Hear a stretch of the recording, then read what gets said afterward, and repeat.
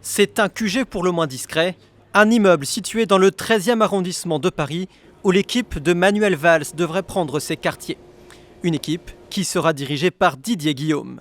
Le président du groupe PS au Sénat est un Hollandais du premier cercle. Manuel Valls qui a décidé de s'entourer d'autres figures réputées proches de François Hollande. Il y a bien sûr Claude Barthelone, mais aussi, selon nos informations, Jean-Yves Le Drian ainsi que Michel Sapin. Deux ministres, fidèles parmi les fidèles du président, qui pourraient donc soutenir l'ancien Premier ministre.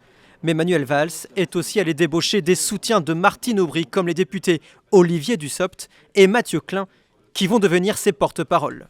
Manuel Valls, il sait parfaitement que le rassemblement des socialistes autour de lui va être extrêmement difficile, voire quasiment impossible, pour la simple raison que tous les concurrents dans cette primaire, d'Arnaud Montebourg à Gérard Filoche, sont contre lui. Du coup, il a besoin d'aller chercher un certain nombre de ralliés venus de ceux qui ne sont pas candidats.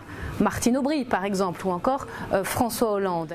Une tentative de rassemblement autour d'un candidat qui compte maintenant mener une campagne éclair. Après 2 meetings en 3 jours, Manuel Valls devrait multiplier les déplacements, jusqu'à 4 par semaine.